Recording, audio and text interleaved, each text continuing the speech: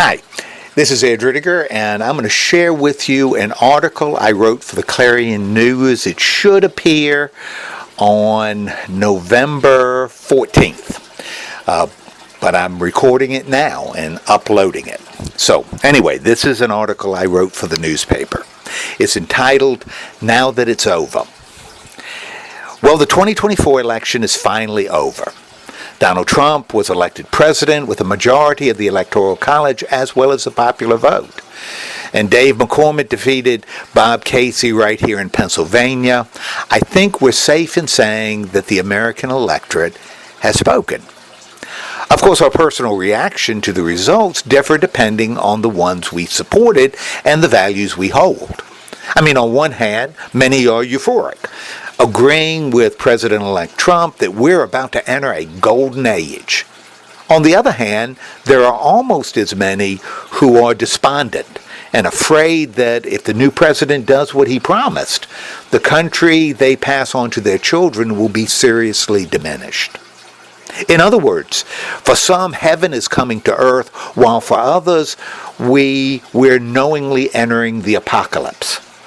Of course, given the rhetoric that came from both sides and our modern tendency to receive news exclusively from sources that reinforce what we already believe, whether it's accurate or not, this discrepancy of response is hardly surprising. But because the response has been so dramatic, maybe it's time for us all to do three things intentionally that we haven't done recently. For example, first, maybe it's time for us to look forward so that we can recognize and address the challenges that lay in the future. In other words, instead of dwelling on past disappointments and slights, maybe we should claim the responsibilities we now have and the opportunities we can now see. In a sense, it's looking forward with the same kind of confidence and faith that Jeremiah expressed when he, expressing the words of God, he wrote, "I will bless you with a future filled with hope, a future of success and not of suffering." You see, now that it's over, we can look forward. We can choose to look forward. And second, maybe we should decide to work together. Now, I understand that putting aside personal assumptions and prejudices have become an anathema in our society. And we've been groomed to see anyone who disagrees with us not only as wrong, but as the enemy, even a spawn of Satan.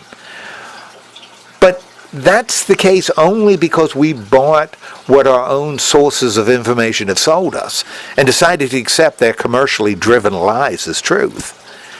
You see, we can buck the cultural trend and check our weapons at the door so that we might draw together our unique skills and abilities and create a whole that's greater than the parts.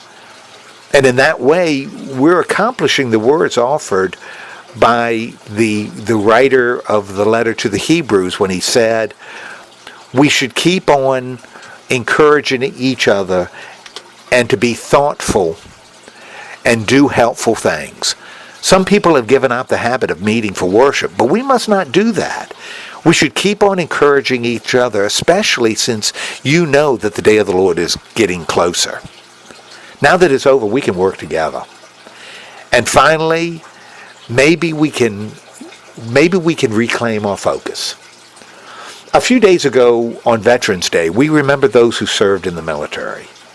And when you think about it, their service is actually about focus. You see, they had the ability to focus on something greater than themselves, and that guided their actions. And we can all do the same. As Americans, we can focus on the principles that made this country great: justice, equity, compassion, and liberty.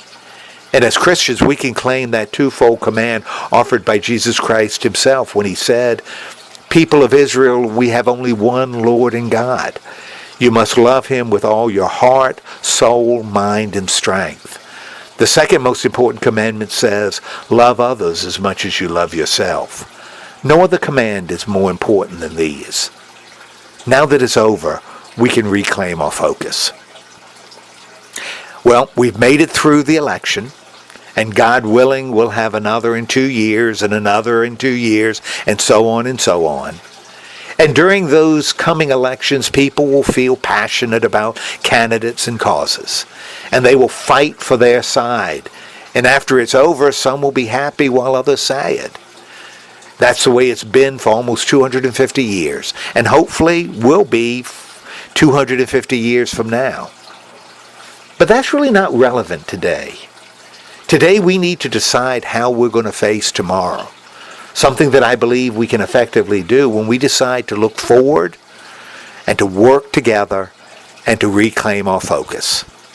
And although I wouldn't have written this 2 weeks ago, I think this is possible now that it's over. Well, thank you for listening. I hope you found this little essay meaningful. And remember, as I say on all my other recordings, remember that you are a child of God, and God loves you very much. Goodbye for now.